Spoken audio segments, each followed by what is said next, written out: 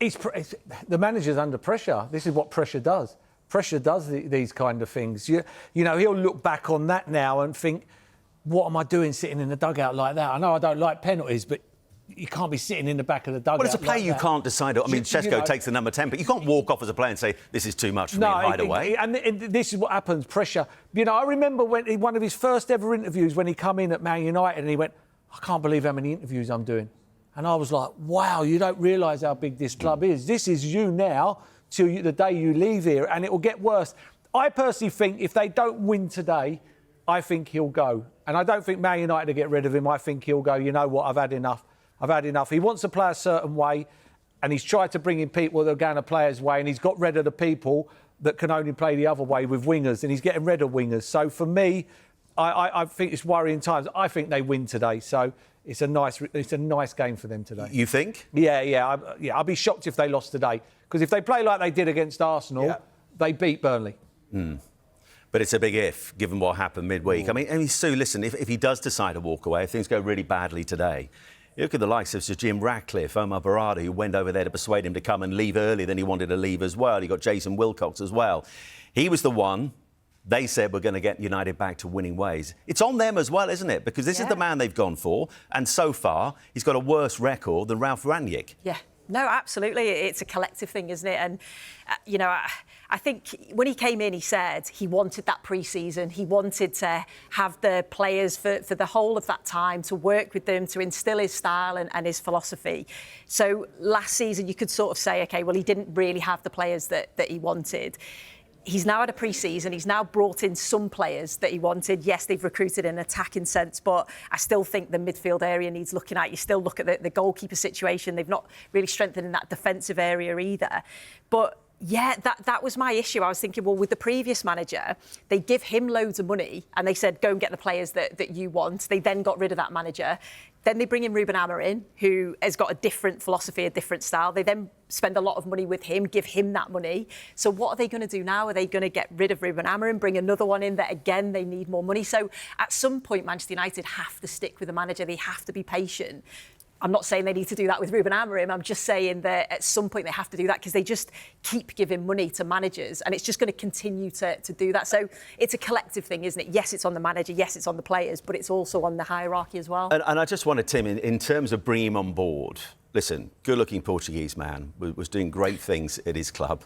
You don't just get a job for that. Well, you know, I wonder what I got in terms of marketing, but he has that terrific result against Man City in the Champions League last season. I wonder if they were seduced by the kind of level he's operating at, whether actually it was enough. He was at the kind of level that United needed right now.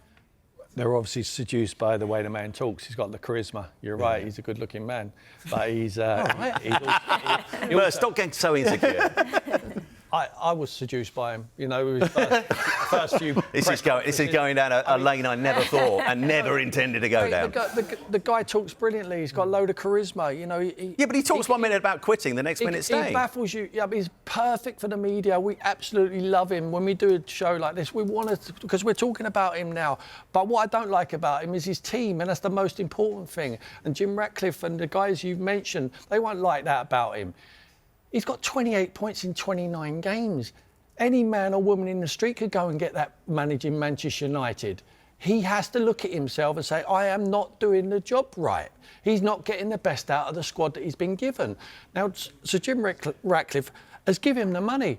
He's given him the tools to go and work with now. Yeah, he might want a few more. They might give him a few more. But there's fundamentals. The straw that broke the camel's back for me is 2-0 down against Grimsby in the Carabao Cup, and he's looking at a tactics board, moving it around, looking to make... Look, you're not going to find there, Ruben, you're not finding what you need on that tactics board. What you need is what you should have done before the game and said to the only team what can beat you here, guys, no matter how well they play, and we've acknowledged that Grimsby play very well, you beat yourself here today. If you don't go out with the fundamentals, the right attitude to tackle and want to work and want to graft and want to run hard for each other, put your bodies on the line for the shirt, the biggest club in the land, you will get beat here today. You cannot just turn... When he's in Portugal, you're absolutely right to mention where he's come from. When he's in Portugal, when you're managing Sporting Lisbon or one of the top teams, you get probably 5 or 6 games a season where you're at full stretch. The rest of the time, you can develop in the job. You can play against the bottom half teams and play some reserves and experiment on different systems and all that. It's not about systems at the moment. Forget systems. It's about him not getting the best out of the individuals at the moment. I don't buy into the fact that these players of 40, 50, 100 million pound can't play different ways. They should be able to adapt to play different ways. He, at the moment, is not teaching them correctly. And if maybe he is, and they're not listening to him, now that's a problem. Now, can we keep changing managers? I would change manager if he doesn't show. I agree with Merce. I think they get a result today, and hopefully he gets some confidence. And they did well against Arsenal in the first half. But since he's been there, he's been a failure, and he has to admit that. But he is so honest, and he's too honest. I was very honest in front of the camera, and now I'm looking from the outside. I'm saying, don't say that, don't say that. People must have been saying that about me. Sometimes you've got to keep your mouth shut. But we loved it. We loved it. And we're glad you're here. I mean, Dawes, you look at his record at Sporting, had a win percentage of 71%. So far in the Premier League, the United manager is yet to win a back-to-back game. That poor United fan who's said he won't cut his hair again is going to die of too big hair because he's gone for 5 wins in a row before he cuts his hair. And they can't muster 2 at the moment. Yeah. But do you share some of what Tim's saying? But yeah, we can focus a lot on his system, that refusal to adapt as well, and putting the onus on the players to adapt. But it cuts both ways. Surely it's the manager and the players who have to be adaptable. And so far, he's not proving that. Yeah, 100%. And collectively, they all have to take responsibility, from the hierarchy to the manager to the players. And I was one of those, everyone, probably majority sat on here, went, oh, he'll be able to change, he'll be adaptable. I never thought he would, because he had all his success playing in this formation at Sporting Lisbon. It's completely different in the Premier League, completely. We see Thomas Frank and Donny Ariola. There's moments in games, there's opposition that are better than you, and you have to be adaptable. And Frank's changed his formation 2 Premier League games running, isn't he? Exactly, and he did it at Brentford. And now he's gone to Tottenham and does it. So I think you have to be adaptable. Look, I've never sat in that hot seat. When you're at Manchester United, you're under scrutiny, you're under pressure.